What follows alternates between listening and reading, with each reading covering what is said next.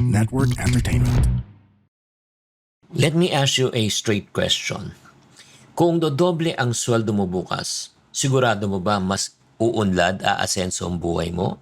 Or dodoble rin ang gastos mo? Kasi maraming taong iniisip the more they earn, the more that they will be able to save. In reality, the more we earn, the more we spend. Do you agree?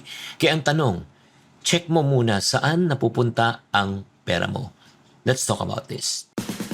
Hi, I'm Chingitan and you're listening to Chink Positive Podcast, where I aim to equip you to become wealthy and debt-free, teaching you on how to save, budget, get out of debt, and invest.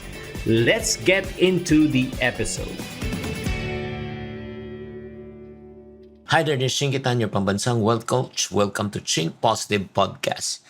Again, as I am doing this for the past almost 2 decades, I've witnessed people who are making 30,000, 60,000, 120,000 a month. Pero pare-pareho lang line. Coach, wala pa rin akong ipon. Diba? Katulad natin mga kababayan ng OFW, mas malaking kita, lumaki rin ang gastos. Diba? Kaya nga parang may butas ang bulsa diba? Pasok ng pasok, pero yun nga, ang bilis lumabas. This is where most of the people probably are missing. The problem is people think that this is an income problem. But actually, it's not an income problem. It's a spending problem. It's an awareness problem. Hindi mo maaayos ang isang bagay pag hindi mo nakikita, pag invisible siya. Do you agree? Hindi mo rin makokontrol ang iyong spending kung hindi mo rin siya natatrack. Kaya, kung hindi mo alam, number one, okay, alam ko na alam mo kung magkano kinikita mo, pero ang tanong ko, alam mo ba kung magkano ginagastos mo? O, at the end of the year, ito yung parating tanong mo, saan napunta ang kinita ko? Para ka lang nagdadrive ng kotse na hindi mo alam, di ba, ilan na milyahe, gaano kakabilis na tumatakbo, wala kang dashboard. Pero yun nga, that's the point. Imagine mo, kung wala kang dashboard sa sasakyan, paano malaman kung may gas ka pa o hindi? And I would like to admit to you, there are times in my life that I used also to be that way, na talagang okay naman kita ko, pero yun nga, di ko makita kung saan napupunta yung income ko. But when I turned over a new leaf, alam mo ginawa ko? I start writing down my expense, di ba? Yung mga maliliit na bagay, like for example, pagbili ng mga favorite drinks, food delivery, di ba? Yung pagkain ang pinakamalaki. Online purchases, doon ko na-realize, wow, ang laki pala na nagagastos ko. Just to give you a perspective, pag kumain ako sa labas, minimum 500 pesos. Kung ako lang. Kung kasama pamilya ko, iba ng usapan. If I spend that 500 a day times 30 days, that's 50 naman. That's 180,000 a year. So, basically, nung kinumpute ko on a yearly basis, nagkaroon ako ng awareness. I don't have an income problem. I have a spending and awareness problem. Ganun po katotoo. Honestly, I want to tell you, as you listen to this podcast, hindi ka naman broke Hindi ka lang aware. Hindi ka naman poor. Hindi ka lang strategic and intentional. That's the reason why if you don't have the awareness, even though if you make so much money, it will never be enough. Do you agree? One time I spoke to one of my mentee, yung sabi niya, Coach, kailangan ko talaga maghanap ng mas malaking sweldo. Kailangan ko na mag-resign.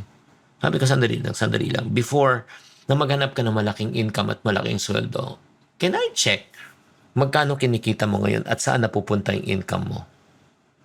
Ano mo nangyari? Tumahimik lang siya. When we wrote down everything already, number one, na-realize niya, ang laki pala yung nagagastos niya sa pagkain. Di ba? Kain sa labas. Impulse buying. Tapos travel. Oo. Imagine mo, every other month nagta-travel siya. You don't need a new job. Kailangan mo ng bagong awareness. So, to cut the long story short, after a few months, he kept his job, nagkaroon siya ng ipon, no, kahit na pareho pa rin ang sweldo. Alam mo, let me be honest with you, kapatid. Kapag hindi mo inayos ang awareness mo, kahit tumaas ang kita mo, I would tell you, sad to say, it will never be enough. Alam mo, after a few years, pareho pa rin ng stress, pareho pa rin ng problema. Pero kung maging aware ka ngayon, kahit maliit ang iyong kita, magkakaroon ka ng control, magkakaroon ka ng ipon, at ang kagandahan yan, magkakaroon ka ng peace of mind. So, can you do me a favor? After this, listening to this podcast, in the next 7 days, what I want you to do is just to write down your expenses. Lahat. Pagkain mo sa labas, pagpunta mo ng 7-Eleven, pagkain mo ng mga merienda mo, lahat. Kahit nakakahiya, gawin mo, di ba? No, I'm telling you this. I want you to do this. It's not to judge you, so that you would see the reality where your money is growing. Promise to yourself, do not skip this. Again, I teach this to my students, at the same time to my the people that I coach. So I want you to benefit from this. So think about this. If you are going to look at your expenses right now, kung masusulat mo lang, makikita mo na yung priorities mo eh. Are you spending on your needs or are you spending on your wants? So, at ito yung pinaka-importante. Starting today, after listening to this episode, I want you to spend intentionally, not emotionally. Kaya wag mong isipin na late ka, na failure ka. You're just becoming more aware. You're becoming more intentional. You're becoming the person na hindi lang nagtatrabaho para sa pera, kundi yung pera na magtatrabaho para sa iyo. Remember, awareness is power.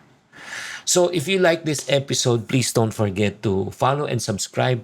We will have more of this. Every time when you listen to the podcast, para tayong nagko-coaching session, magkakaroon ka ng awareness. So tatandaan, as I always say, to every problem, there's always a solution. If you're not part of the solution, you're part of the problem. Always think positive.